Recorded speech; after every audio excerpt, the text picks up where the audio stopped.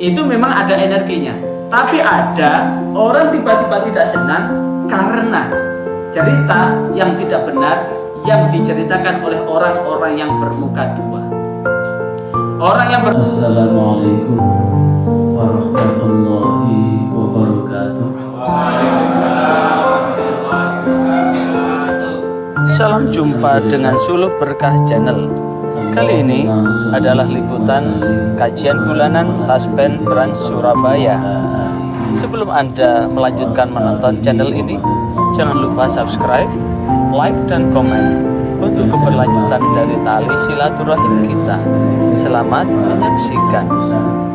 Beserta seluruh jajaran pimpinan yang ada di Taspen Kota Surabaya,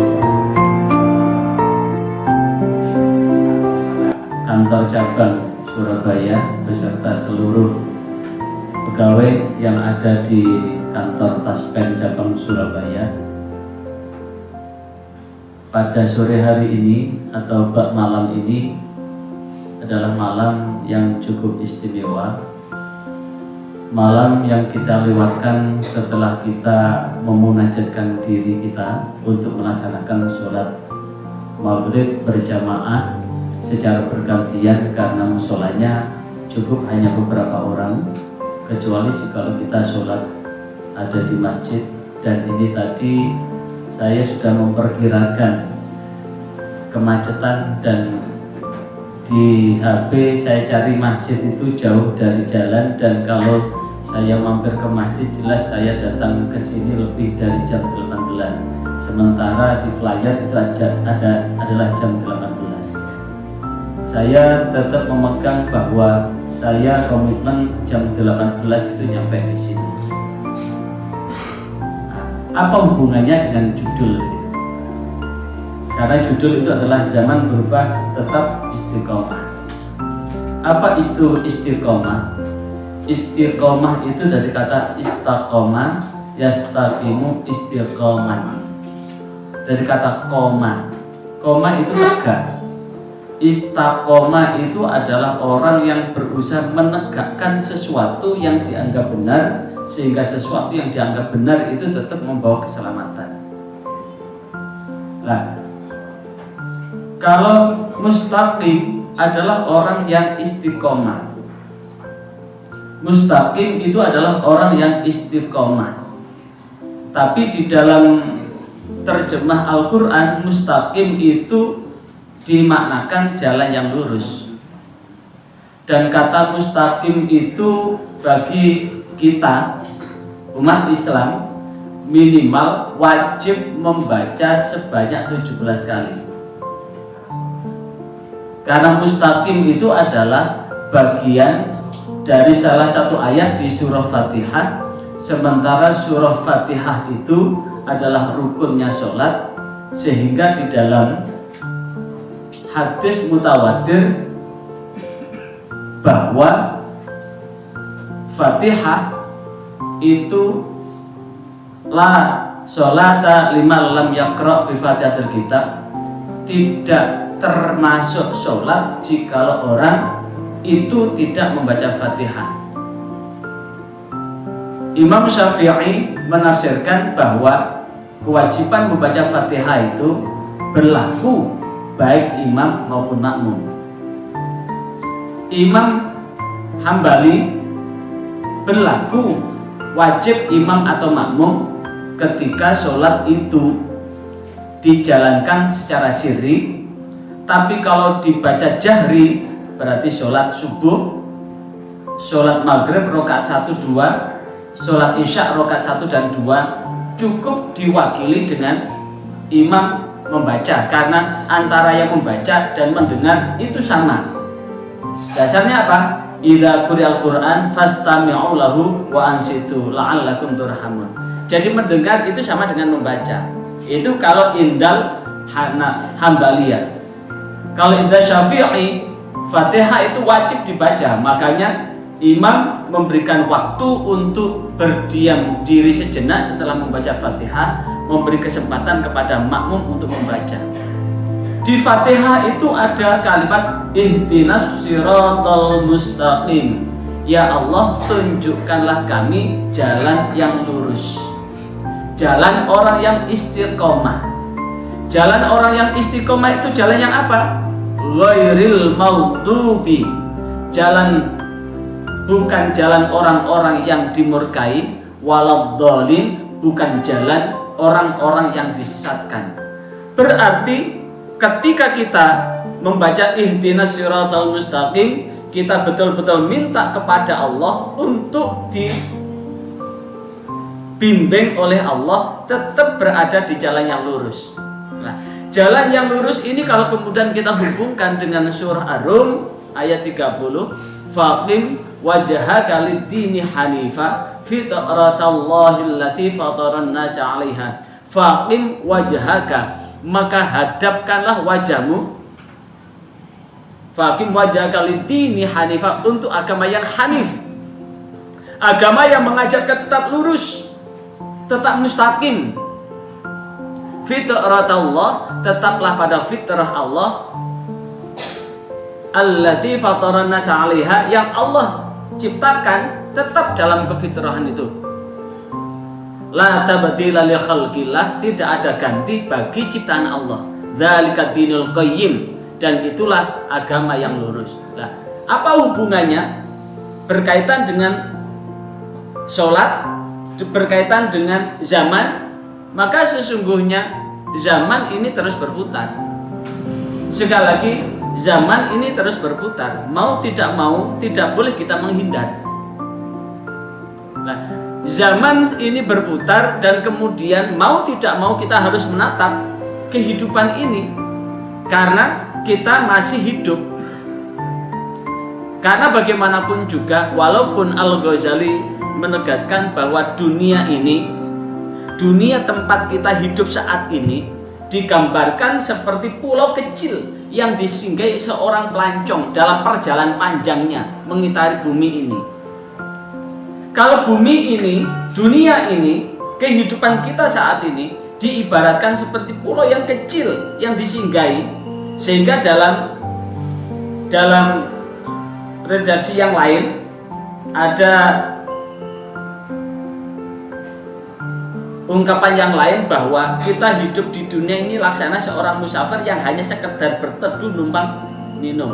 Nah, cuma ya begitu. Kadang-kadang selaras dengan perputaran waktu, perputaran zaman yang terus berubah ini, kadang-kadang orang ada 4 macam. Ada orang yang larut dalam perputaran perubahan ini. Larut dalam perputaran ini berarti ikut arus. Apakah arus itu baik atau buruk? Ikut. Nah, ikut ini karena khawatir dia akan ketinggalan zaman. Ada mode apa diikuti, ada tren apa diikuti, padahal belum tentu tren yang diikuti adalah sesuatu yang manfaat. Yang kedua, ada yang nggak mau tahu, karena bagaimanapun juga dia tetap mengukur dirinya.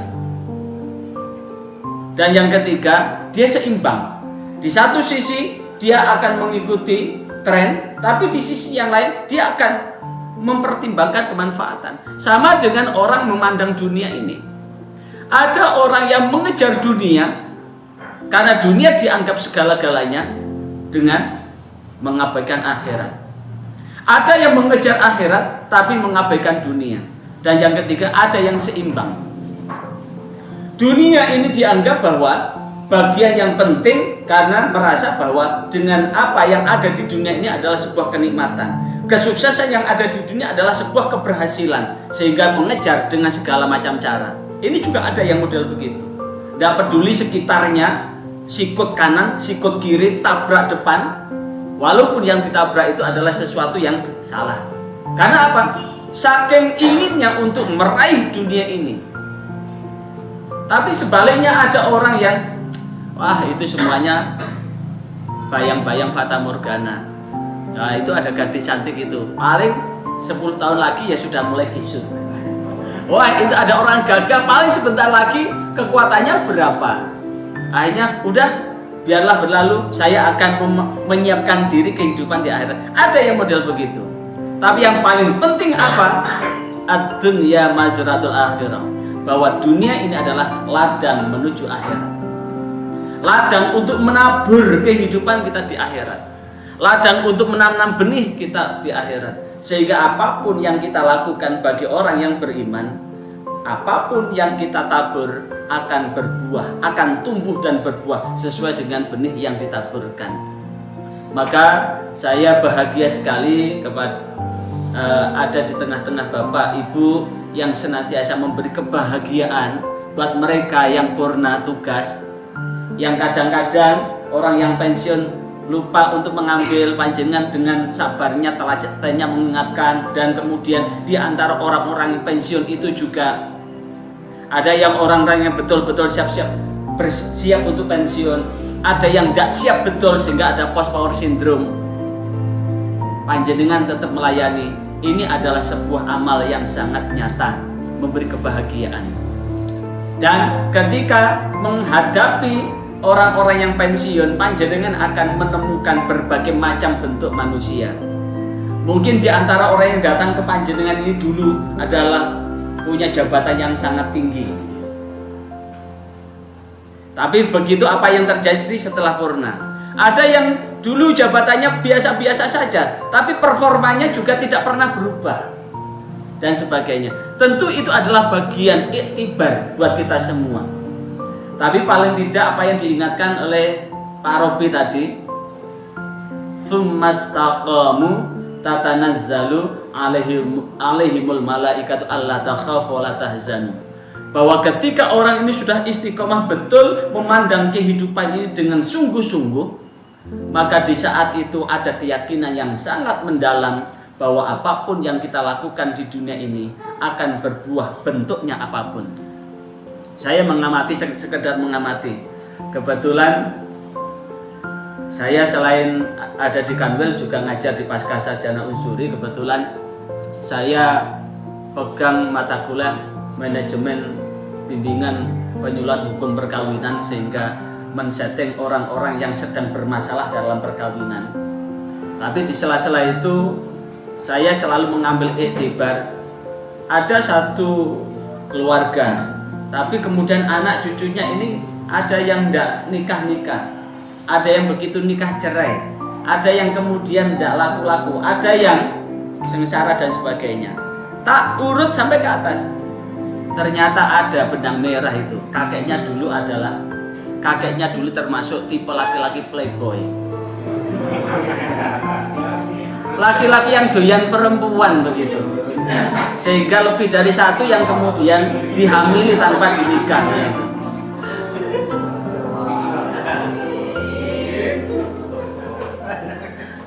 Hati-hati, itu investasi loh ya. Kasihan anaknya itu nanti.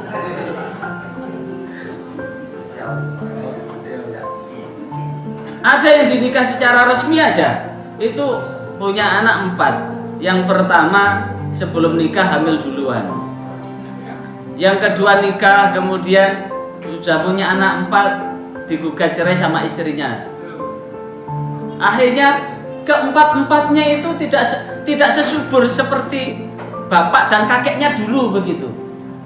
Nah, artinya apa? Maka sungguh ini adalah bagian yang tak terpisahkan. Sama persis, coba jenengan amati. Kalau di kampung jenengan ada orang yang suka cari toyol, artinya orang yang suka kepingin kaya yang dengan jalan pintas. Coba jenengan amati. Ternyata kekayaan hanya sampai di situ. Dan ada satu yang menjadi uang itu kalau diambil, diperoleh dengan jalan yang halal, maka ketika dipergunakan untuk kebaikan itu tidak iman.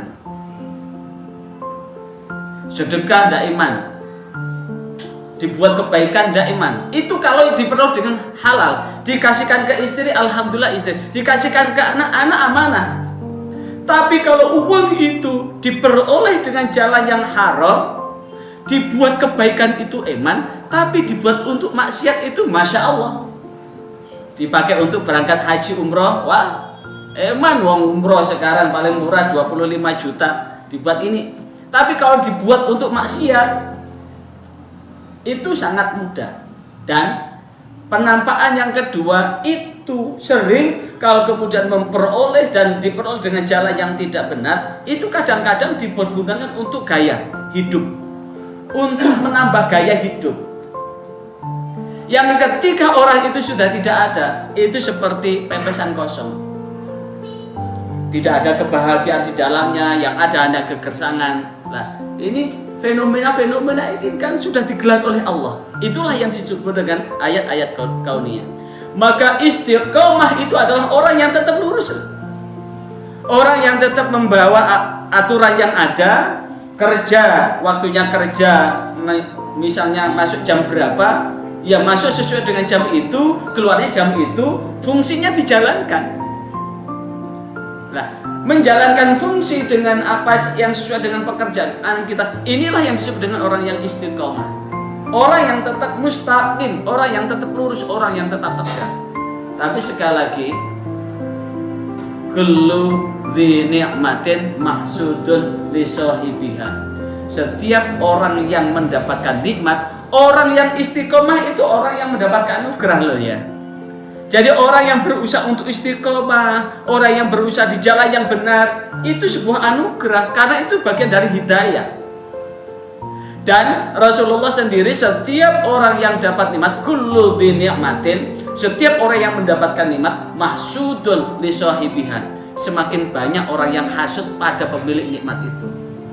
Sehingga katakanlah ada satu tempat, ini semuanya mainnya ya main kotor semua cara kerjanya. Ada satu yang tidak diajak, yang tidak bisa diajak kompromi, ini justru musuhnya banyak karena dianggap membahayakan. Dan biasanya kalau orang yang suka bohong, orang yang tidak istiqomah itu kan orang yang tidak tetap, kalau berbicara pelintat-pelintut, suka berbohong, kalau bekerja tidak pernah menjalankan tugasnya. Bekerja ya ada di atasnya, kalau ada atasan itu sergap betul, tapi kalau atasan tidak ada, itu juga kelewas begitu. Itu namanya tidak istiqomah. Karena orang istiqomah itu adalah ada atau tidak ada orang, bahwa ini adalah bukan pertanggungjawaban kepada atasan semata, tapi kepertanggungjawaban kepada Allah Subhanahu wa taala. Dan fakta menunjukkan orang yang suka berbicara bohong itu ternyata ya apapun ya suka bohong, padahal bohong satu itu butuh tutup untuk kebohongan itu. Seperti kemarin pernah saya jalan sama teman ke Madura, kemudian satu ketika begitu dia bohong karena ini, tapi ternyata satu bohong ini supaya tetap selamat bohongnya, bohong lagi. Jadi satu mobil itu saling mengoreksi. Saya hanya numpangi begini, jangan biasakan ngomong berbohong, karena bohong itu bagian dari perangkap setan untuk menggelincirkan kita supaya menjadi orang yang tidak istiqomah. Karena kalau orang sudah bohong, untuk menyelamatkan satu kebohongan itu butuh 10 kebohongan. Kalau kemudian ditutup dengan 10 kebohongan, maka akan menjadikan hidupnya selalu bohong. Dan bahayanya orang yang tidak istiqomah di dalam berbicara itu, ini dari Rasulullah, inna sidqa yahdi ilal birra wa innal birra yahdi ilal jannah. Sesungguhnya orang yang senantiasa jujur, maka akan mendorong dia untuk berbuat baik. Dan jika dia terdorong untuk berbuat baik, yahdi ilal jannah, maka sungguh itu akan menunjukkan, membimbing dia untuk tetap di dalam surga. Tetap di dalam surga itu berarti apa? Apapun yang dilakukan bukan hanya baik buat dirinya, tapi buat orang lain. Tapi innal kadhiba, sesungguhnya orang yang bohong, orang yang tidak istiqomah di dalam berkata-kata, yahdi ilal fujur, maka akan mendorong pada kejahatan. Wa innal fujura yahdi ilan nar, dan sesungguhnya kejahatan itu akan mendorong dia untuk berbuat jahat. Jadi ternyata bohong itu akan membuka pintu kejahatan yang lain, dan ini yang akan menjadi bagian setan untuk menggelincirkan kita. Hadirin yang berbahagia, masih dalam batasan untuk istiqomah. Maka ternyata kalau istiqomah itu sebagai doa kita ketika sholat, Sekali lagi, kalau istiqomah itu sebagai doa kita ketika kita sholat, karena bagian dari doa itu ada di dalam Fatihah.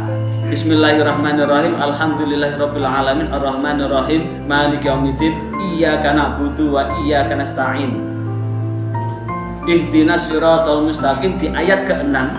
Di ayat ke-6 sebelum ditutup sebagai doa kita untuk ditunjukkan di jalan yang lurus, bukan jalan orang yang dimurkai oleh Allah, bukan jalan orang yang disesatkan. Maka ini bagian bahwa sesungguhnya ini kita akan berpacu dengan waktu. Saat sholat inilah yang kita kemudian akan menjadikan iman ini adalah yazidun wa yanqus. Iman ini akan bertambah dan berkurang. Berkurang dan bertambahnya iman kita butuh hidayah, taufik dari Allah agar apa? Ini tetap istiqomah, tetap berada di jalan yang mustaqim. Karena bagaimanapun ini adalah perjalanan. Lah, ternyata ada hubungan yang sangat erat dengan kehidupan ini. Kenapa? Sholat itu ada dua macam. Sholat yang dikerjakan oleh orang yang hidup untuk orang hidup itu sendiri. Yang kedua, sholat yang dikerjakan oleh orang hidup untuk orang yang sudah mati. Yang dikerjakan untuk orang hidup itu ada gerakan berdiri, rukuk, iktidal, sujud, duduk di antara dua sujud, sujud lagi. Itu ternyata selaras dengan gerak ini. Bagaimana ngitungnya? Kita berdiri ke rukuk ada gerakan berapa? 90 derajat. Iktidal 0, kemudian dari berdiri ke rukuk ada gerakan 90 derajat. Kemudian iktidal, kemudian sujud ada gerakan 135 derajat.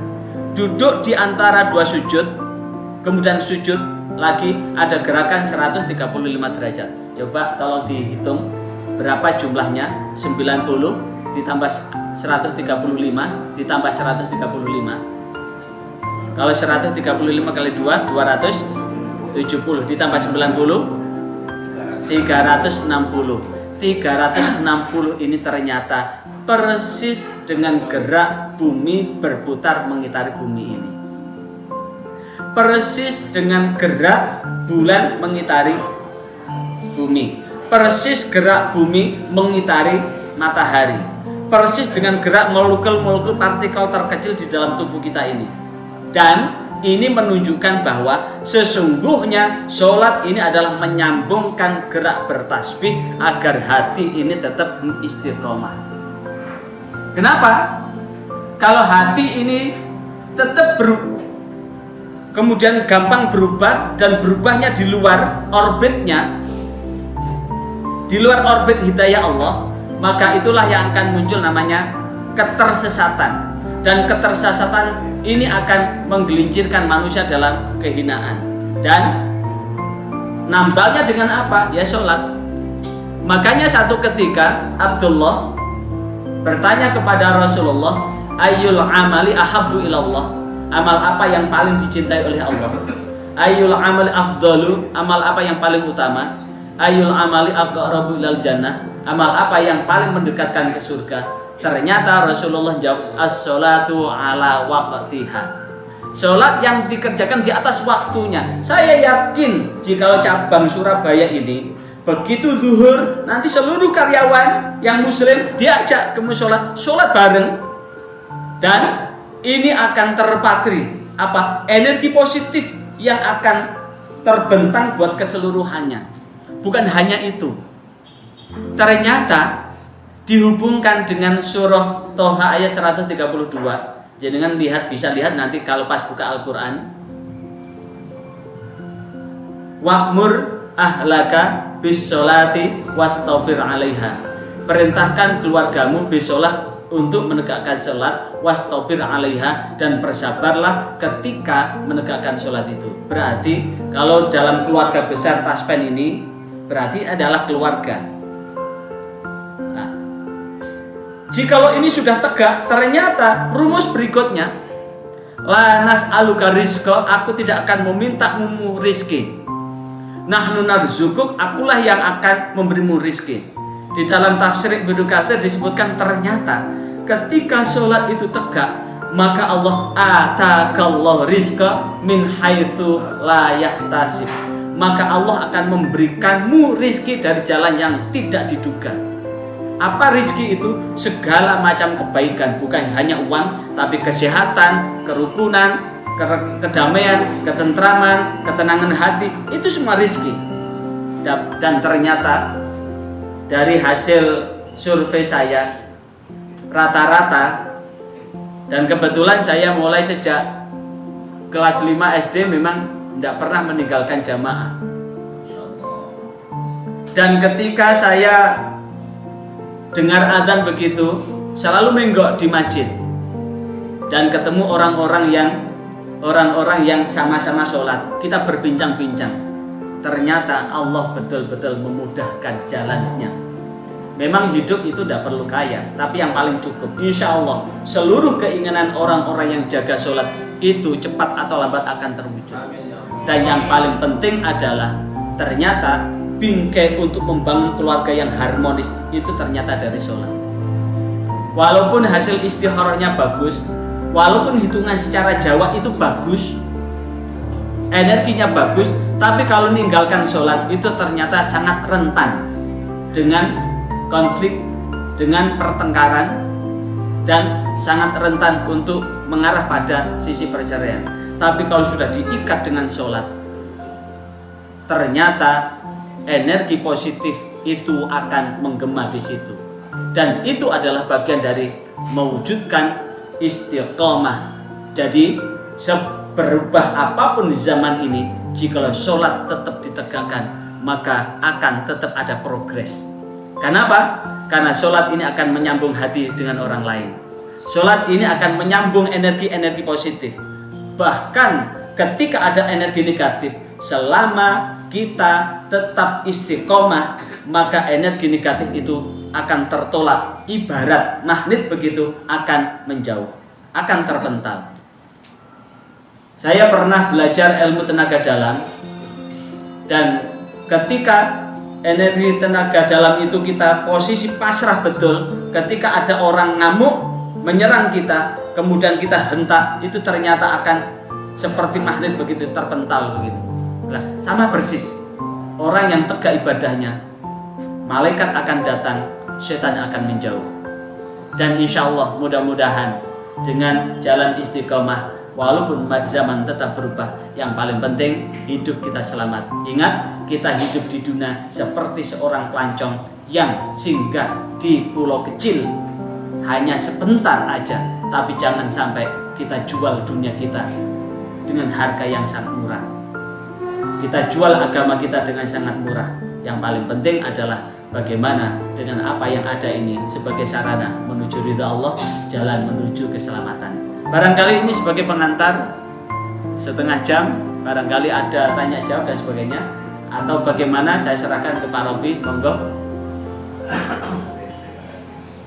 Waalaikumsalam warahmatullahi wabarakatuh. Biasanya kadang-kala kita itu merasa Pak Ustaz, pada saat kita sudah ibadah, rajin, sergap, ini kok kayaknya teman yang nggak ibadah itu kok happy-happy aja, sementara kita kok masih ada percobaan atau gangguan atau ini masalah yang timbul. Itu bagaimana Pak Ustaz menyikapinya? Terima kasih. Syaitan menjebak manusia itu dengan berbagai macam cara. Jadi seakan-akan ada sesuatu yang tidak mengenakan, itu adalah sesuatu yang tidak mengenakan. Tapi ternyata ketika kita terima dengan sabar, itu banyak hikmah yang luar biasa. Sekedar tahadus binikmah. Dulu sangat ambisi ingin menjadi pejabat struktural, tapi saya tidak mau main suap. Kalau memang dianggap punya prestasi, biarlah ditempatkan agar saya bisa bekerja dengan baik. Saya tidak pernah meminta-minta jabatan, tapi hanya berharap. Satu ketika saya diajarkan oleh Bapak Jaka, tapi kemudian yang masuk promosi itu adalah usulan kedua. Saya usulan pertama tidak masuk.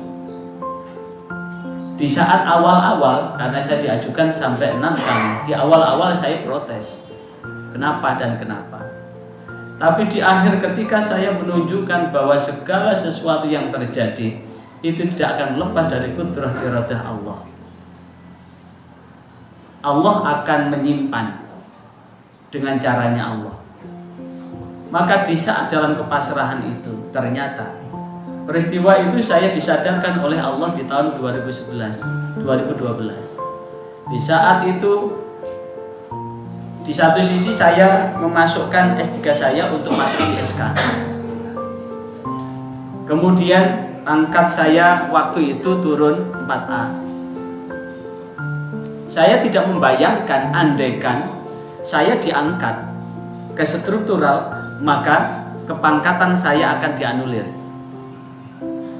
Persis dengan teman saya dari Magetan, turun 4B. Karena menduduki jabatan maka 4B-nya dianulir. Sekarang baru menyesal kenapa saya dulu terima itu.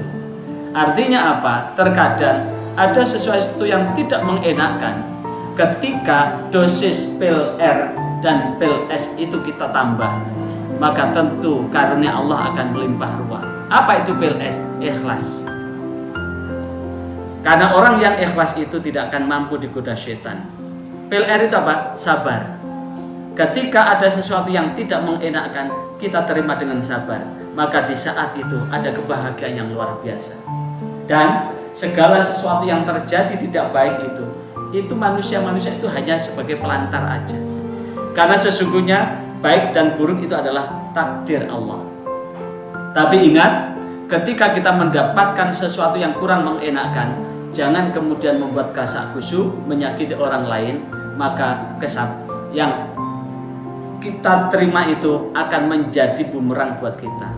Ketika ada sesuatu yang tidak mengenakan, maka tetap husnudzon kepada Allah, berbaik sangka kepada siapapun, karena manusia di sekitar ini ada sebagai pengantar aja.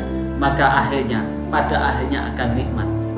Dan orang yang semakin disayang oleh Allah itu ternyata semakin banyak ujian. Sama dengan kalau kelas kita ingin naik, maka harus ujian dulu. Apalagi sekarang ada namanya open bidding ya. Open bidding, lelang jabatan. Dia tidak akan mendapatkan jabatan yang diinginkan kalau dia tidak minta diuji. Malah menantang ujian itu. Kalau lulus ujian berarti dia punya peluang. Berarti kalau kita ingin mendapatkan martabat yang tinggi di dunia maupun di akhirat, ujian seberat apapun, tapi tetap berdoa, ya Allah, jangan Engkau beri beban kami di luar batas kemampuan kami. Bimbinglah kami tetap di jalan yang Engkau ridhai, dan bimbinglah kami tetap selamat dunia akhirat, agar hidup kami nanti kelak husnul khotimah, dengan akhir yang baik. Itu. Jadi justru orang yang ahli maksiat itu diulu-ulu namanya istidrat, Bapak. Istidrat. Ada orang yang tidak pernah pacaran, tiba-tiba mojok di bawah pohon cipuluan, konangan, padahal hanya sekali itu. Ada yang gonta-ganti pasangan, itu tidak konang-konangan, tidak ketahuan. Ya memang itu istidrat, diulu-ulu Gusti Allah gitu. Jadi orang yang melakukan kejahatan itu tidak ketangkep kayak sinetron gitu loh. Kayak sinetron, ini jahatnya nggak ketulungan. Kenapa ya? Kejahatan yang ketahuan. Tapi ini yang baik ini selalu dikuyo-kuyo kayak sinetron begitu. Jadi sebetulnya kalau kita melihat sinetron itu juga bisa menjadi pelajaran bahwa oh, alur hidup itu seperti itu. Saya kira itu, Bapak. Terima kasih. Simpulkan itu ya, kita itu harus istiqomah dalam hal yang pertama, dalam hal keimanan kita pada Allah. Kemudian yang kedua, kita harus istiqomah dalam ibadah kita, terutama sholat tadi. Bagaimana hakikat sholat tadi, alhamdulillah itu masuk. Kemudian yang terakhir adalah istiqomah dalam keikhlasan. Ada atau tidak ada yang mengawasi kita, tapi tetap kita harus ikhlas, karena pertanggungjawaban kita langsung kepada Allah Subhanahu wa Ta'ala. Pertanyaan saya, Pak Ustadz, terkait dengan sholat atau ibadah. Mungkin ada di sini kita itu berusaha untuk menegakkan ibadah itu secara kontinu, tetapi mungkin dengan kualitas yang berbeda-beda, Ustaz. Kadang kita semangat, khusyuk gitu ya, ataupun mungkin kadang pas lagi ada masalah atau pas lagi down, mungkin berbeda dengan yang pertama tadi. Nah, itu apakah bisa juga disebut istiqomah? Terima kasih. Ya. Kata istiqomah itu bisa dimaknakan ajak kontinu, berkelanjutan. Istiqomah itu juga bisa bermakna berkelanjutan. Kalau kita menjadi orang yang awabin itu adalah orang yang istiqomah ibadahnya. Misalkan kalau kita ambil fadilah, amal yang paling utama yang dicintai oleh Allah yang mendekatkan kita ke surga ya awal waktu itu. Nah, hanya sekedar tahadus bin ni'mah. Kebetulan saya sudah istiqomah mulai SD, dan ketika saya dengar adzan itu ternyata perangkat yang ada di tubuh ini juga menyesuaikan. Pernah satu ketika saya sedang melepas mahasiswa yudisium, mahasiswa S2 Sarjana Unsuri di Hotel Swiss Bell-In, Jalan Juanda. Ketika itu sudah selesai, mahasiswa masih banyak yang kepingin foto sama saya, sehingga saya ngabaikan adzan, nunggu iqomah karena saya sudah membayangkan mau sholat di masjidnya Kanwil Kemenak, tinggal nyebrang. Udah masih ada waktu ini, sekitar 5 menit nyampe, saya tidak ketinggalan. Tapi namanya perut, rutin setiap subuh, zuhur, asar, maghrib, isya itu selalu ingin buang air kecil. Tak tahan itu. Begitu nyampe di situ tidak ada orang karena pas hari Ahad. Kemudian ini sudah tidak bisa ngumpet itu. Saya cari kamar mandi tidak ketemu sampai bocor di celana. Untung saya di mobil itu ada sarung. Jadi saya kembali ke tempat wisuda itu pakai sarung. Makanya dalam posisi seperti itu, walaupun rapat seperti ini, asal saya tidak mimpin rapat. Kalau saya mimpin rapat, jelas langsung saya skores. Kalau saya posisi tidak rapat, saya akan keluar. Wong kita BAB aja bisa sempat. Ini panggilan Allah. Ini panggilan Allah. Makanya, kemudian agar tetap istiqomah, maka tentu ada bagian-bagian. Subuh itu fadilahnya apa? Zuhur itu fadilahnya apa? Asar itu fadilahnya apa? Maghrib, isya itu fadilahnya apa? Dengan fadilah itu akan dirangkai. Maka menjaga fadilah itu adalah bagian dari istiqomah. Tapi sekali lagi, keistiqomahan itu ujiannya juga sangat berat. Untuk menjaga istiqomah itu juga sangat berat, dengan satu catatan, hati dan pikiran kita ini tidak mudah mangkel ke orang gitu. Jadi kalau kita istiqomah di jalan yang benar, orang mau ngomong apapun tidak usah direken. Biar anjing menggonggong, kafilah tetap berlalu. Karena sekali lagi, setiap orang yang dapat nikmat itu semakin banyak yang hasud. Dan kadang-kadang dalam hidup ini tiba-tiba kita ketemu orang, tapi orang itu ketemu kok sudah tidak enak pada kita. Tidak enaknya pada kita itu mungkin satu, karena kita tidak ada chemistry. Panjenengan pernah ketemu orang, tapi begitu ketemu kok nggak seneng? Pernah? Tapi juga panjenengan pernah ketemu orang, nggak pernah ketemu, tapi kayaknya sudah familiar. Itu memang ada energinya. Tapi ada orang tiba-tiba tidak senang karena cerita yang tidak benar yang diceritakan oleh orang-orang yang bermuka dua. Orang yang bermuka dua itu adalah hati-hati dalam pembicaraan, kapanpun dan dimanapun. Ketika ada orang, satu ketika baik-baikan kita, tapi di sisi yang lain menjelekkan orang lain, maka jangan direken orang itu. Ini adalah orang yang bermuka dua. Hati-hati, karena satu ketika akan digigit. Orang yang bermuka dua itu seperti ular. Ular bermuka dua. Satu ketika dia tidak enak pada kita, dia akan gigit kita.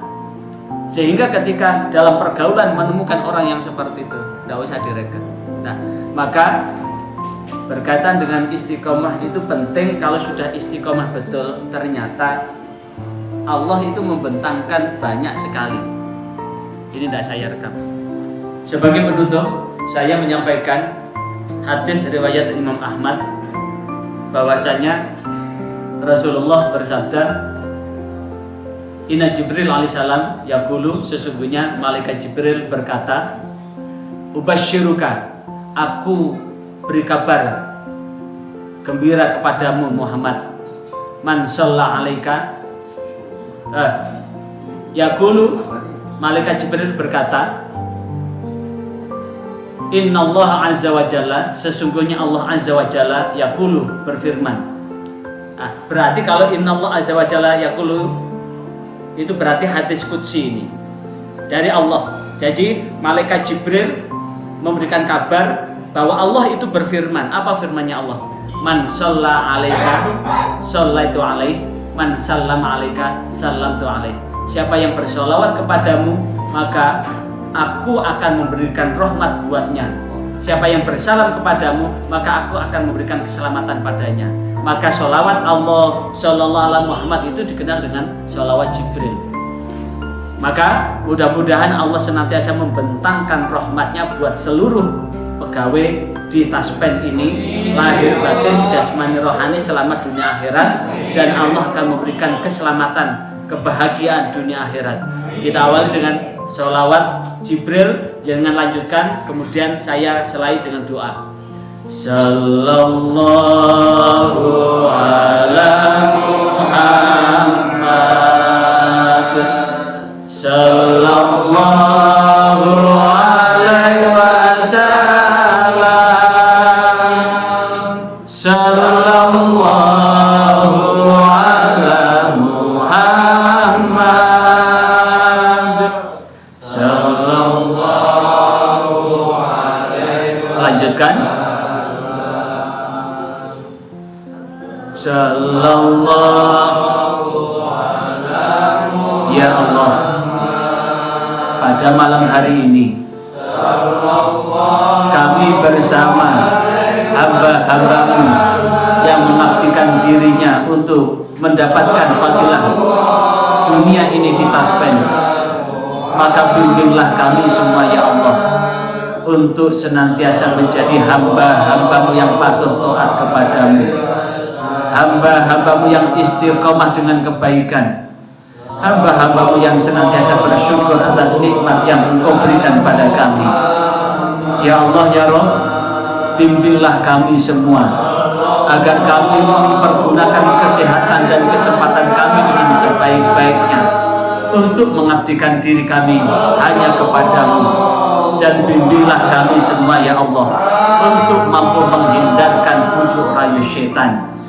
Ya Allah, jikalau hidup kami ada batasnya, maka kapanpun sang malaikat maut datang menjemput nyawa kami dengan husnul khatimah, maka jaminkanlah buat kami semua keselamatan dan kebahagiaan hidup kami, istri kami, dan anak turun kami untuk fid dunya hasanah wa fil akhirati hasanah, di dunia yang baik, di akhirat baik, dan selamatkanlah kami dari api neraka. Ya Allah, bimbinglah istri kami untuk menjadi istri yang sholihah. Ya Allah, bimbinglah anak turun kami untuk tetap menjadi sholih-sholihah, seluruhnya patuh taat kepadamu, ahli ibadah, ahli haji, ahli umrah, ahli kebajikan, dan selamat hidup kami di dunia hingga akhirat. Hanya kepadamu ya Allah kami mengabdi, dan hanya kepadamu kami mohon pertolongan. Sallallahu alaihi wasallam. Al-Fatihah. Iyyaka na'budu wa iyyaka nasta'in. Shiratal ladzina an'amta 'alaihim. Dan itu dalam riwayat Imam Ahmad pula, Rasulullah menegaskan, man sholla alaihi sholatan wahidatan, siapa yang bersolawat kepadaku satu solawat, sallallahu alaihi asyran, maka Allah akan memberikan 10 rahmat. wa rafa bi asyra darajat, Allah akan mengangkat derajat kita 10 derajat. Wa khutta biha asyra sayyi'at, dan Allah akan menghapus 10 dosa kita. Maka berapapun sholawat yang kita baca tadi, mudah-mudahan Allah bentangkan rahmat sehingga jalilan kasih sayang seluruh pegawai ini akan terwujud, kemudian diangkat derajatnya oleh Allah, dan apapun kesalahannya diampuni oleh Allah. Demikian yang dapat saya sampaikan. Terima kasih atas segala perhatian, dan saya ucapkan terima kasih kepada Pak Budi Santosa yang memberi kepercayaan buat saya untuk urun rembuk pada kesempatan ini. Pak Robi yang menghubungi saya, mudah-mudahan ini bagian dari jalinan persahabatan kita dunia hingga akhirat. Sekian, wassalamualaikum warahmatullahi wabarakatuh.